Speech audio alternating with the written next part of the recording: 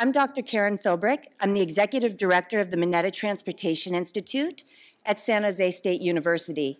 We are a university transportation center focused on improving the mobility of people and goods, and we accomplish those goals through surface transportation research, technology transfer, and workforce development. And it is my pleasure to moderate today's panel, which represents the voice of youth in our nation. As we all know, our transportation system used to be the envy of the world. We built the Erie Canal, the Transcontinental Railroad, the interstate highway system, and set the standard for aviation in the world. Each of these in turn opened up opportunities in their own right, increased job opportunities, opening new markets, and giving a competitive advantage to American businesses. With HighSpeed Rail, we have that opportunity once again. With this panel today, we'll learn about the desires and expectations of our Gen Z and Millennials regarding passenger rail service in the United States. By way of background, generations exhibit similar characteristics, common communication and motivation preferences, because they grew up in a similar time experiencing common societal activities. Think, for example, of the Millennials. What is the greatest event that occurred during their lifetime? I heard 9/11. It's actually the events of September 11th, 2001. And so they have that cognitive framework when they develop their values, beliefs, and expectations. And we see this across the 5 generations that currently live, work, and play in the United States. Earlier, we had a question about what those generations are. In brief, our youngest generation is Generation Z, also known as iGen or Centennials. And those individuals were born in 1996 or later. We have 2 of them on the stage with us now. Yay! Yay! Then we have our Millennials, born between 1977 and 1995, depending on the resource that you're looking at. Gen X follows, born between 65 and 76. Baby boomers, born between 46 and 64, an answer to you, Chris. And finally, our traditionalists, or silent generation, which was born in 1945 or earlier. And as I scan this room, I'm very pleased to say I believe we have all 5 generations represented. And that's pretty awesome when you think about us collectively working to achieve a common vision. So let's hear it for everybody in the audience. You may ask why these age ranges differ from something you may have heard or read, and that is because it depends on the source that is cited.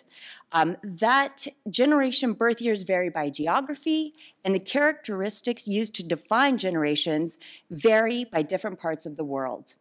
Now, enough about that. We've laid the groundwork for why we have this panel. We'll begin our session with Darnell Grisby, APTA's Director of Policy Development and Research.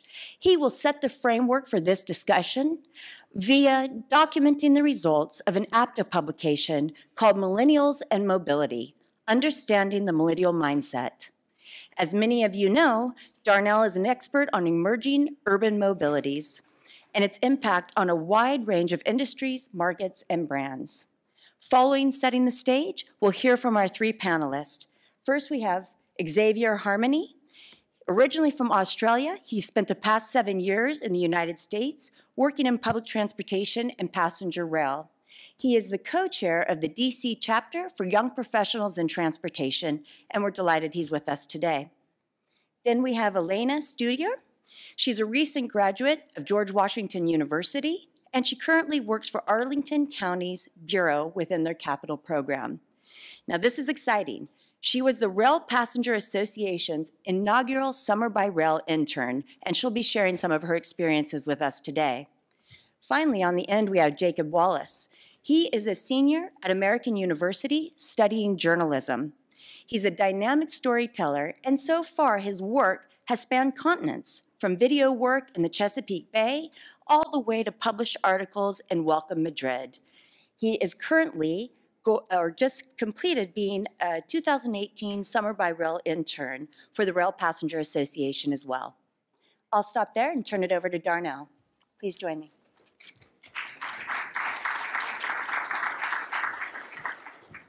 All right, thank you, Karen. And as a Generation Xer, I will simply lay out our research and then let the rest of the panel take care of business. What I'm going to do today is lay out some of our research on millennials. We have two studies. One has been released, and it was released a couple years ago. Today, I will give you a sneak peek on a forthcoming study that will give you a little bit more insight on this generation. I think there's been a lot of hope placed in this generation that they will somehow save infrastructure in America and a wide variety of other issues. Today, I will dispel that a little bit. So get ready. So just to do a shameless plug for our group, our policy group at APTA, we are engaged in three major pillars of being a think tank for the industry. One is industry strategy, which would be things like finding out trends on demographics. Another is how do we get earned media to support the halo effect of what public transportation and rail can do in American communities. The third is to make sure we provide support for our Hill efforts, providing facts, research, and data for lobbying on the Hill. So today, a lot of this will be in the industry strategy bucket. We do this through a variety of different methodologies. We do it through research reports, speeches, panels, and statistics. So, yes, millennials and Generation Z could in fact be determinative for our industry. They are in fact the largest generation in history, bigger than baby boomers. They are in fact the most diverse in history as well. So when you say that millennials have a different attitude about things, part of that is because they are in fact more diverse.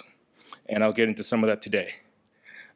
Technology does in fact impact the ability of a generation to influence events. Yes, 9/11 was a major impact on that particular generation, but they also have the phone, the smartphone, which can impact their ability to actually change the world. Whenever you have a generational change plus technology, that's when that change can become permanent. And I think that's what this generation has the ability to do. However, we are not clear about what they will do, and that is the scary part. So they are in fact impacted by a polarized political environment. They are not separate from that. They are being impacted by that. They are listening and taking that in. They are impacted by large debt levels, which will impact their ability to support infrastructure going forward, because when you have a lot of student loan debt and you're taking care of your parents, you don't want to spend money. Plus, how do we mobilize them? They may be, in fact, interested in our issue, but if you cannot mobilize them, they are not of use. So we have two major works on millennials. One was released back in 2013. A lot of the findings are in fact still relevant, so I'm going to refer to it. And then there's another earlier study that we did earlier this year, which will be part of a forthcoming study. We will show you some data that we will not make public. So you'll get a sneak peek into what we do not want the media to necessarily see. Right, well, I'll make sure I don't get too bad here. Okay, there we go. But I want to give you a sneak peek into the reality of what we're dealing with here so we can have a better discussion from a policy frame. So we know the good news regarding millennials. And, you know, here's a good example. When you ask them, do you support funding for public transportation? Do you believe that the federal government should support it? They have a much higher rate of support than other generations. Essentially what you have each successive generation becoming more and more open to funding. So Generation X, my generation, started it, and millennials are continuing that support for additional funding for public transportation, which is a great trend. They also lead a very multimodal, multi-transit lifestyle. So what this shows is they're more likely to take a variety of different ways to travel to get to one destination. So that's good for us. Why? It means that they are mode agnostic. They will take the best mode no matter what. That's good for us because prior generations would simply just jump in the car. Now, when you are able to compete for each and every trip, that means you have more pressure, but also more opportunity. So this is great. There are many reasons why this is the case. One is they want to save some money. So I talked about debt levels. It is true, it is real. They will be penny pinchers for a long time because they have student loan debt and they're taking care of their parents. It is also convenient. They will take transit when it is more convenient. They will take some other non-motorized variety of travel when they want to get exercise. Yes, exercise. That's good for America, lower healthcare costs. And they also will take public transportation when they live in an area that makes sense to take public transportation. And they tend to like those areas because they're walkable, they're fun, there's bars around the block. The question is, as they get older, can we keep them in those communities? And when you have high housing costs and bad schools, you will not. Okay, so this whole idea of work, play, live being all combined into one thing, it is true. You will be on your phone all night long. You'll be checking your work email as you're at the gym. You might take some time with your friends during the day, but you're essentially allowing your community to merge in your work, your life, and your play.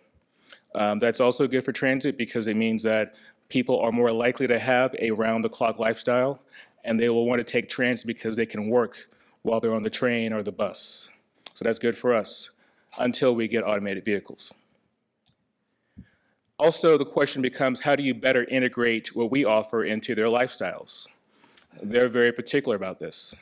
They're used to having Instagram and Facebook and everything else be geared toward their preferences, and they expect us to do that as well. Now, of course, that means that we have to meet them halfway, and that's what some of the polling I'm going to offer is going to talk about.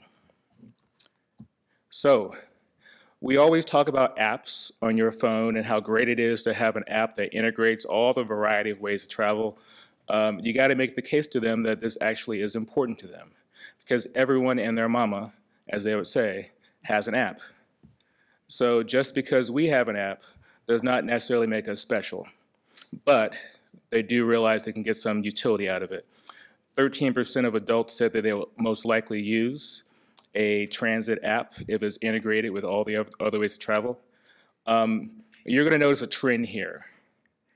For us to get to 13% of adults, we perform very well amongst millennials.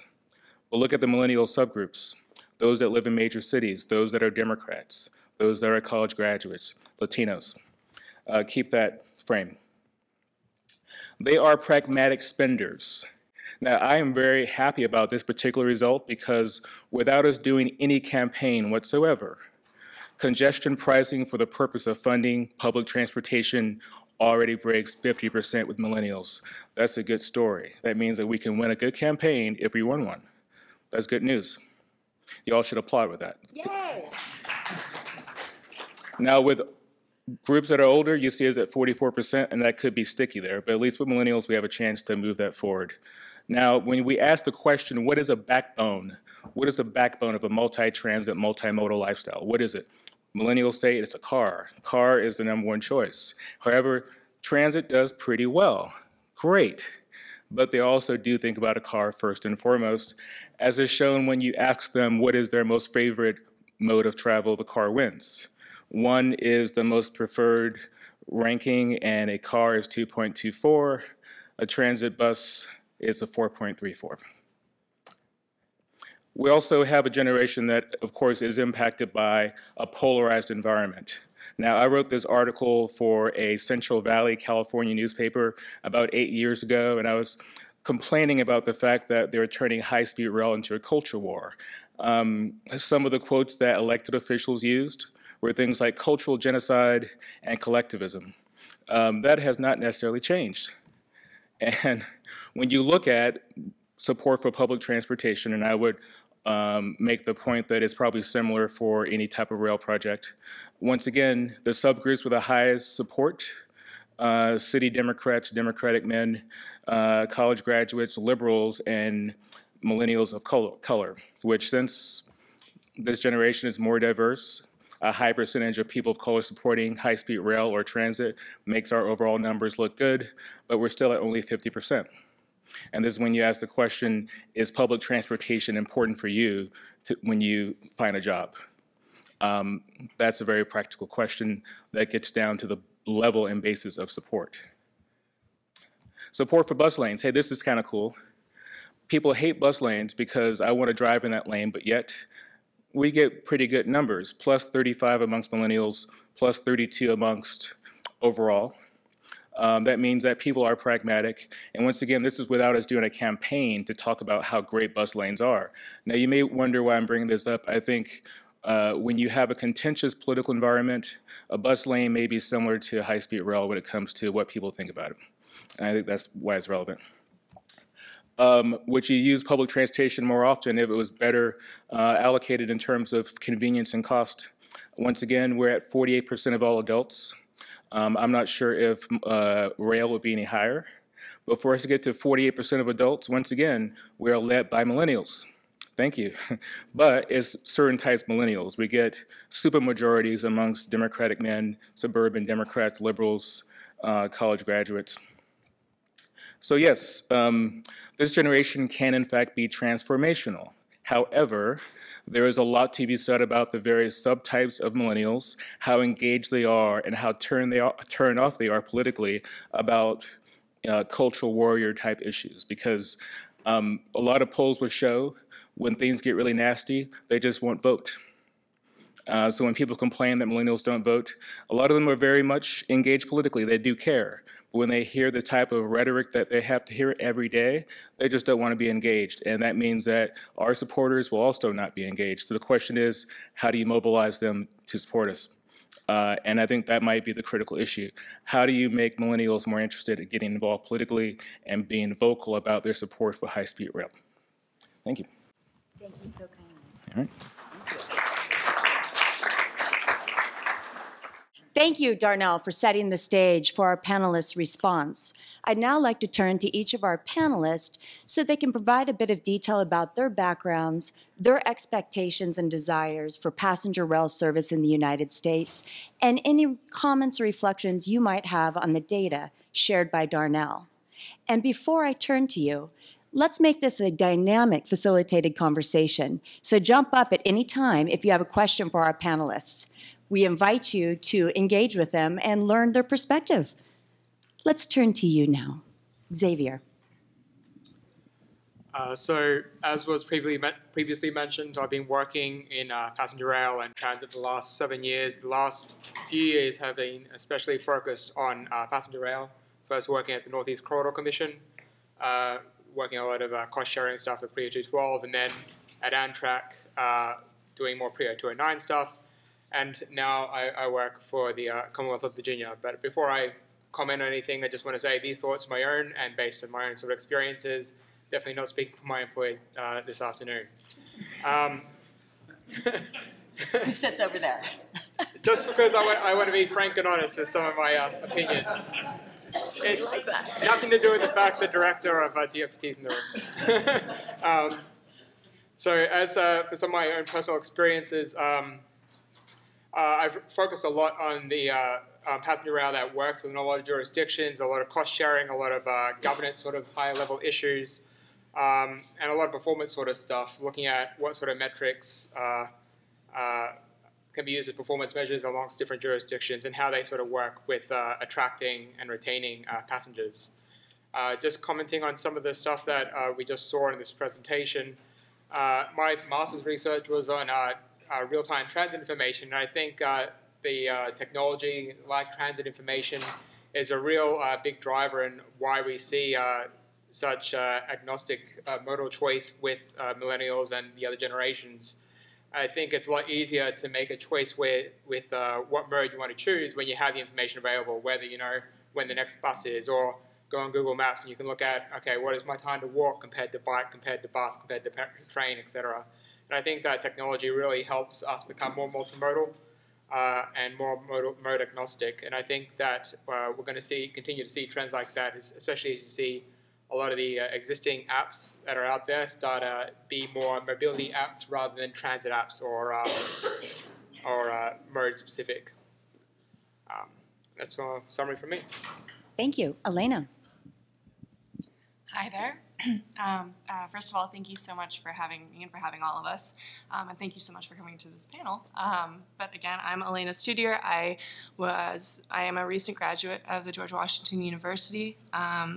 I'm currently working for Arlington County's Transit Bureau within their capital program, but I'm here because I was an inaugural intern for a trip that I did on behalf of the Rail Passengers Association in partnership with Amtrak, and Jacob and I both did it, but we traveled around the country kind of exploring passenger rail and multimodalism. And just to comment on the report, I guess for me, the most interesting thing was the idea of getting millennials engaged politically in this issue. And I don't think it's so much, I think that speaking as a Gen Zer, it's not so much political engagement that's the problem. It's that we are constantly saturated with political engagement. So it might be more getting it in a channel that we're used to hearing. So tie it into equity, tie it into sustainability. I think that those are the things that tend to really resonate, and really it also then lines up with many political activist lines that people are already in. I know a lot of people who are working in this kind of stuff. I know most people my age are incredibly engaged in the equity space, in sustainability. And so I think public transportation has this huge, and rail has this huge opportunity to tie into those lines of thinking. And I guess that would just be my comment on that. Excellent. Thank you. Jacob. Yeah, hi. My name is Jacob Wallace. I am a senior at American University, and I'm studying journalism there. So I'm here also because of the Summer by Rail program that the Rail Passengers Association runs. I was their third intern this year to do the program. And then prior to that as well, I was working at a Chamber of Commerce on one of the first-rank suburbs outside of Dallas, where I'm from. And so I guess growing up in the Dallas Metroplex around the same time, basically, as the DART system really came into its own, transit's been something that I've always been aware of. And then as I've been working there over the past few summers, I've noticed how as the light rail system there moves towards greater saturation in the area, it kind of changes how entire suburbs and towns can orient their development. And I think that's something that's really interesting for the future as different towns and cities learn to engage with people of my generation in terms of where they want to work and that sort of stuff. Obviously, live, work, play is really important, as we saw in the report. And so then, yeah, I mean, I would also say that a lot of the stuff makes a lot of intuitive sense for me. I mean, it's something that I talk about with friends, weirdly. I don't know if it's normal for people to talk about transportation, but I do. It is in this world. Yeah, there you go, yeah. But yeah, I think, as Xavier was saying, I mean, I use apps all the time in order to travel, and I think that's something that's important, is not necessarily creating, like, for instance, a specific WMATA app, but just finding ways to make transit really convenient and reliable for millennials is really important. I know, like, if I'm standing at a bus stop for more than 5 minutes, for instance, I'm probably going to pull up, like, Google Maps or the WMATA website if I have to in order to find, like, when the next bus is, because I just want to know and get going with my trip. And so that's something that I think is a really common experience for people of my generation. And I would also say that we didn't touch on it a whole bunch, but I know that generally speaking, as people of the millennial generation, and I guess Gen Z now as well, move into cities, I think we tend to see that there's a greater sort of understanding and appreciation for public transportation over time. It's definitely one of those things that as people of my generation become more exposed to transportation and become more familiar with it, then they feel that they have a personal stake in the issue, and it becomes something that's more important for them and something they're more likely to go and vote on. And I think, as Elena was saying too, tying that into kind of these different issues that are important to millennials as well is a really effective way to drive engagement. So. Thank you for those comments. Jacob, I have a question for you. You're known as a dynamic and accomplished storyteller. Congratulations. Thanks. We want to hear your recommendations for how to weave a compelling story that increases support for high-speed rail across the generations. What recommendations do you have? Sure. It's a very broad audience. But yeah, no, I would say that, I guess first on the macro level, again, as Lena was saying, I think tying it into issues that are really serious to millennials and Gen Z, such as like environmentalism, is a really good way to kind of drive engagement. I mean, obviously it's a cliche at this point that, we're the ones who are going to have to live with this earth the longest. We'd like it to be, nice and kept in good condition. And so I think that's something that's can get people passionate about some issues that would generally be considered like kind of wonky. I tend to think about like how the healthcare debate has evolved over the past like 10 years and how it started out as this issue that there was no way that we could like get voters passionate about because it's something that is too wonky to understand. Like, I don't know what a single payer really means in practice, if I'm being honest. But it has become a motivating factor for a lot of people, a lot of young people, because you're able to distill the message down to something simple and something that millennials can understand, and then also something that's tied to, you know, their personal lives. And I think environmentalism is also an issue where that's the case. So, I mean, we talk a lot about how transportation is, you know, like, or sorry, trains specifically and public transportation in general is a lot more energy efficient in terms of getting people from A to B. And I think that's something that really hits home for a lot of younger people especially, and something that really needs to be emphasized. And so I think it's like important on the macro level to try and get people involved in that way. And then I would say more on like an interpersonal level, like if I'm just trying to sell a train, you know, to someone of my age roughly, and get them excited about like taking the train, I think it comes down to experience. I know that one of the things that Brightline talks about a lot is, you know, like how can we make the passenger experience when they're on the train good? How can we make their experience at the stations good? And how can we convince them that it's a worthwhile trip? And, you know, talking about things like being able to go to a Heat game, a Miami Heat game, you know, like take the train from West Palm Beach, go to the game, and then you can come back home and you don't have to really worry about driving or anything like that. And I think finding ways to pitch really simple experiences or really, you know, good experiences that doesn't take a whole lot of thinking in order to get done, I think it's an effective way to kind of show millennials and Gen Zers that, you know, public transit is the way to go. Excellent. Do we have any questions from the audience so far? Yes, please. And Karen, can you go to a microphone, please? I think you just said something really, really important about environmentalism and rail. If you have read the report that came out of the government this weekend, you ought to be scared to death. It is really scary. And you know, it's going to fall on you. My generation, all we had to do was end the war in Vietnam. It was a struggle, but we got it done. But you've got to save the planet. And that report did not talk about mitigation. It talked about all the bad things that are going to happen. But rail is a big part of mitigation. And so I think we need to start talking more about that, and maybe that will help get your folks excited about it and make it feel like it affects you. You said it had to affect you. Well, the war in Vietnam affected us because, you know, our boyfriends and husbands could get killed over there, and it was just a terrible thing, and there was no reason for it. But, you know, the death of the planets, that's going to be on you. Pretty catastrophic, yeah. Yeah, I guess just to respond to that, I think it's something that I've been thinking about as well, obviously. And I think in regards to like the Green New Deal that they've talked about recently, and how like any infrastructure package that we have should now like include all of these like green ideas and stuff like that. I thought it was interesting that like one of the tenets of that deal, which I get is very pie in the sky, and you know there's not a lot of specifics yet for it, but one of the things I thought was interesting was that like one of the main points was like the smart grid or whatever that we need to have, which is important, and like have it nationwide. And like, well, that's a really important policy point. What I was thinking reading it was, I mean, there are plenty of other more easy to understand ways that we can talk about environmentalism in the country. For instance, you know, like trains. Everyone understands trains. They know the benefit of it. It's a pretty simple way to be able to get people to be focused on environmentalism. So it kind of goes hand in hand, in my opinion. And I think that it's something that we should really, I think, be focused on if you want to get people passionate about rail transportation. So. Thank you. Any other responses? Okay, that's fine.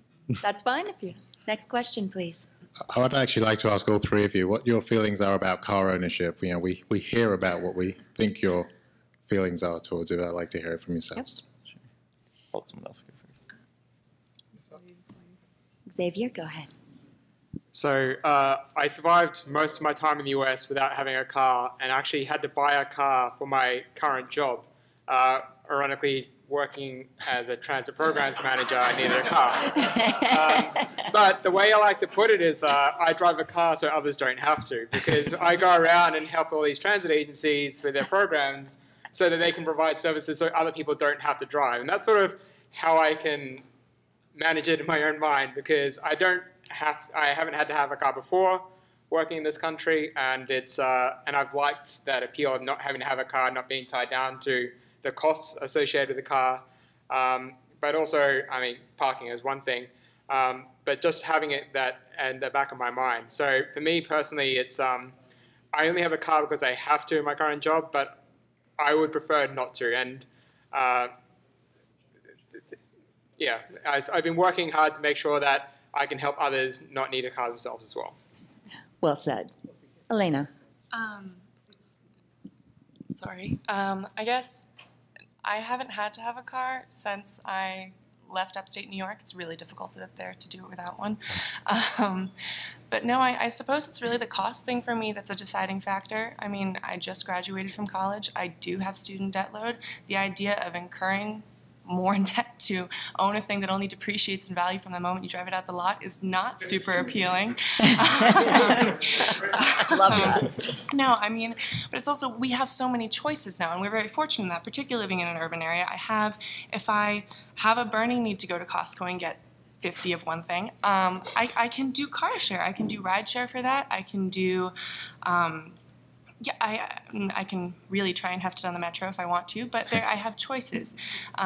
And I think that's really the determining thing is I don't have a need right now because I have other options. And that's thanks in great part to a lot of people in this room. And like, I think that's an important part of the conversation about car ownership. You don't need it because we have other options.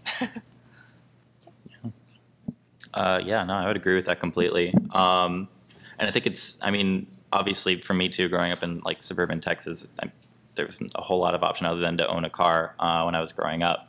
And then kind of like what I was talking about in terms of exposure and how like over time as people get more comfortable with transportation, they become less reliant on cars and more used to the idea of just taking buses and trains. I mean, that's a personal experience for me. And so, I mean, I can't really envision a scenario at this point where I would own a car for the exact same reasons. It's not feasible. Parking is expensive too. And yeah, there are just a lot of other options out there. So, yeah. Great. Yes. Jacob, you just piqued my interest. What part of Texas? Carrollton, just north of Dallas. Yeah, very familiar with it. So Okay. I'm from Houston Metro. Okay, cool. But very familiar with the DFW area as Sure. well. I'm curious with your thoughts on multimodal transportation. What would be your thought for, say, Texas that's spread out and has varying degrees of humidity and heat, Yeah. as it relates specifically to car versus still using, say, bus and BRT and rail where possible? Let's say DFW area, for example. Sure. Yeah, I mean, I'm sure a lot of you have heard a lot about Texas Central at this point, but I think it's a move in the right direction. And I think if I had to just, make some sort of conjecture as to the success of kind of these like intercity options within Texas, I think a lot of it is going to be dependent on, I guess, multimodalism still, but on a national, or not a national, sorry, on a larger level. I think like with Texas Central, just to talk about that a bit, I think the success is going to depend on how well it connects to the actual like cities themselves of Dallas and Houston. I'm sure you're probably aware at this point they're planning on putting their Houston station about 7 miles north of downtown or something. Yeah, I'm sure, yeah. And in Dallas, I mean, they're putting it about 3 blocks from a DART station in South Dallas technically, but still like a pretty well-walked area, I guess. So I think in terms of the state itself, I would say that I think it's important to be able to have these sorts of like you start with like the cities themselves of Houston, of Dallas, of Austin, and San Antonio, and you build out the systems there, and then finding ways to connect them via rail is probably the way it's going to work best. And that was really the question. You know, places like here and New York and other places that are urbanized already and have multimodal transportation. It makes perfect sense, but places, say like Texas, that really don't have that infrastructure in place yet, it would be very difficult to subscribe to a life without some form of your own vehicle or something today. Hopefully moving in the right direction to getting those cars off the road. But I like your approach. Thanks. Yeah, I mean, I think it takes time. I know I've visited some cities when I did the summer by rail trip, and a lot of them start out with, like Cincinnati, for instance, starts out with a streetcar, and there's a bunch of opposition to the streetcar. And then once the streetcar is in place, the big question, the big frustration with the streetcar is, well, why can't it go to more neighborhoods? Like, I want it in my neighborhood now. I don't understand why you didn't do that in the first place. So I think it happens in cities at different rates, but it's slowly, I think once people get exposed to it, they'll come around. So. Thank you. Melanie. I have a question. I have a few questions. I'm so excited that you guys are here. I just was wondering, we've talked about transit a lot, but since we're at the high-speed policy forum, what is your thoughts on not necessarily national, but, you know, regionalized, higher performance, high speed, high performance, however you want to categorize it, rail? And especially with your experiences this summer and what you're working on at work, what's your vision? What would motivate you to take it? How should we sell it? That kind of thing. How should we market it to you? Sure. I'll start. Go ahead. Sure. So I guess for me, high-speed rail, when I think of like where it would fit in like my personal mode share, like where I would want to work it in, it'd be it feels like a really natural fit for short-haul flights, like that kind of a distance. And I guess in terms of marketing it, I don't think that's hard. I think people, especially in my generation, are really on board with the idea of high-speed rail. And if you can get it and you can build it and we can stop, like it was mentioned in the report, but the enormous amount of negative press and the enormous politicalization of this issue, which it really shouldn't be that polarized, right?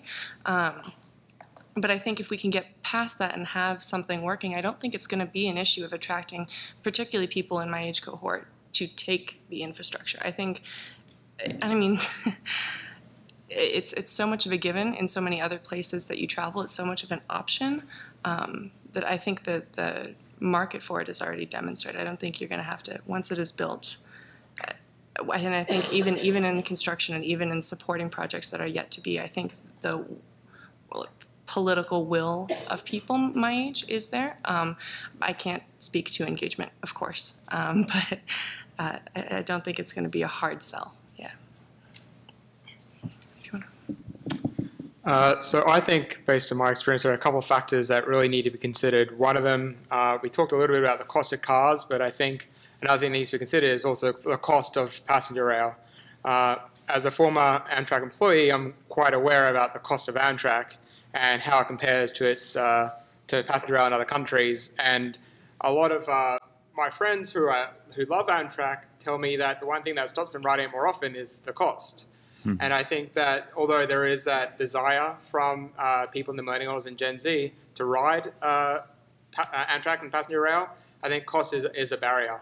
But I think, sorry, did you have a comment for that? I would just say on that, though, I think one thing that it's cost versus time. Right. So in a lot of conversations that I have about this, that barrier would kind of be conquered by the relative speed of high-speed rail versus your current existing passenger rail infrastructure in the U.S.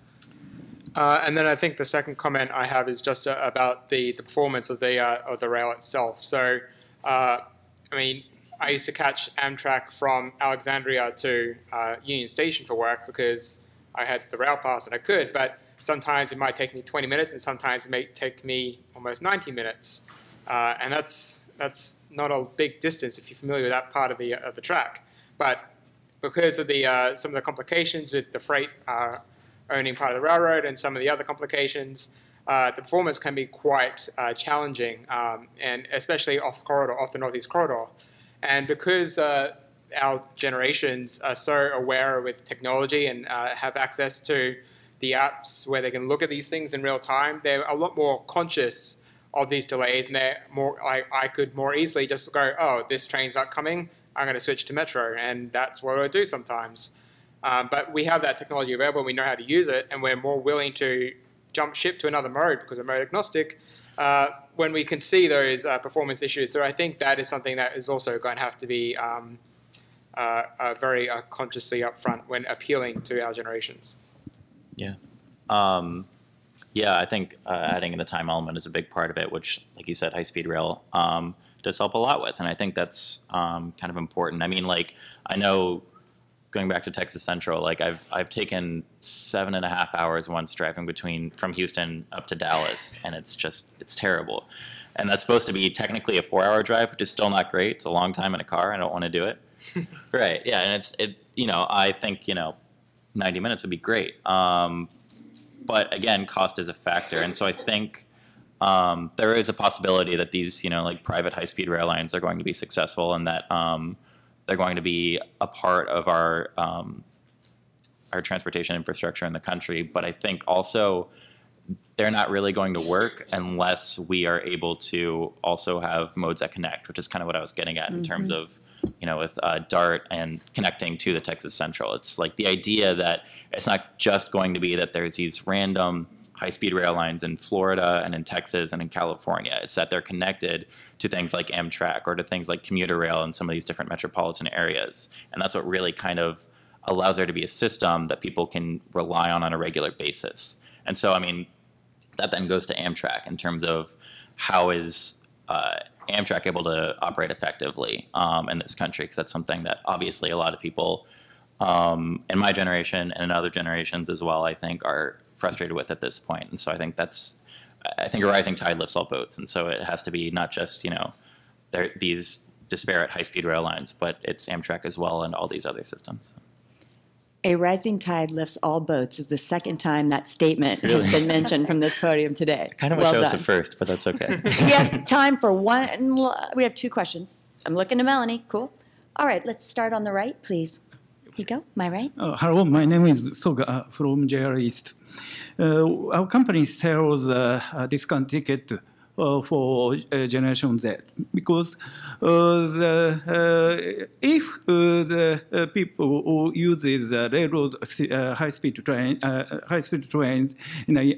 a young age, they often uses the railroad future. How do you feel this project? Do you think about how you feel? I personally think that's a good idea. It's something that I've heard discussed in other passenger rail circles, that if you get get that nostalgic sort of feeling buried in early with people, then when they get older, they remember their experience and they like it. I think that is something that when you ride a lot of Amtrak trains, especially across the country today, it's definitely there's some trends towards an older population, and I think that encouraging more younger people to not only ride it but really experience it, I think can help them become advocates of the system themselves. And I think that's especially important in an environment like the US. I mean, I'm sure Japan as well, but also in the US, just having those young people as advocates, I think it's a good idea that we should have over here, more discounts for the younger people. Good, thank you. Darnell mentioned that younger generations are financially constrained. I was wondering how you think that affects the willingness of younger generations to pay for the infrastructure that they'd like to use, either as user fees or taxes. Good question. Who's jumping on this one?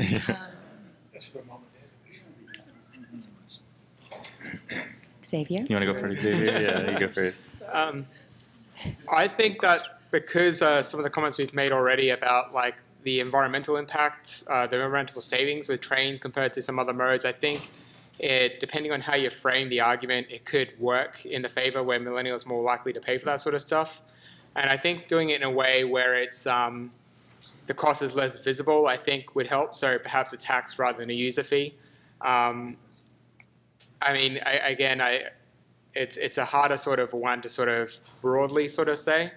But I think that depending on how you frame the argument, it could, and especially if you frame it towards more of an equity point of view, like Elena mentioned earlier, I mean, if you talk at it from a tax sort of point of view where you can make it more equitable with different sort of rates, or if you use a user fee, looking at it at a different price range depending on different characteristics, I mean, there are different ways to target this to certain groups. And if you then are able to market it as a more equitable or a more environmental sort of point of view, then I think you can get the buy-in from our groups, our generations especially.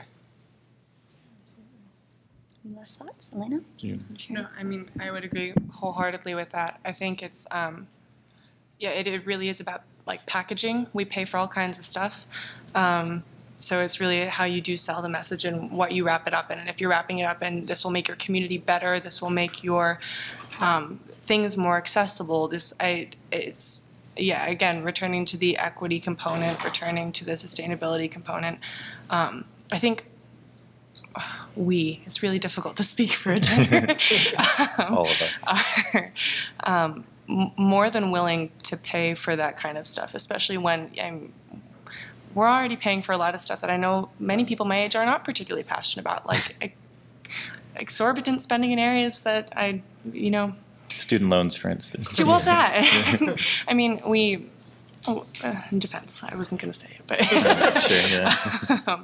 So yeah, no, I really just echoing what Xavier said, it's all about the packaging. Yeah, I think hidden costs is kind of the way. I mean, there are also scattered examples of, so I go to American University and we have our UPass program with WMATA, so we pay like a flat fee at the beginning of each semester, and then I think it's a required fee, but it's also pretty reasonably priced. And so we just have free access to the metro buses and the trains for the semester, and it's a popular program and it's expanding. And I think finding ways to kind of get people involved in that way, get institutions involved as well in terms of like universities, maybe large corporations that are interested in expanding rail lines in certain cities as well. I think it's an effective way to do it, to kind of subsidize it a little bit. So. Thank you. Your perspectives have been incredibly valuable, and some of the key takeaways that I myself have written down include weaving a compelling story that has information about equity, accessibility, and sustainability to drive up support across all generations, but particularly in Generation Z and our millennial population. Please join me in thanking Jacob Wallace, Elena Studier, and Xavier Harmony for their time.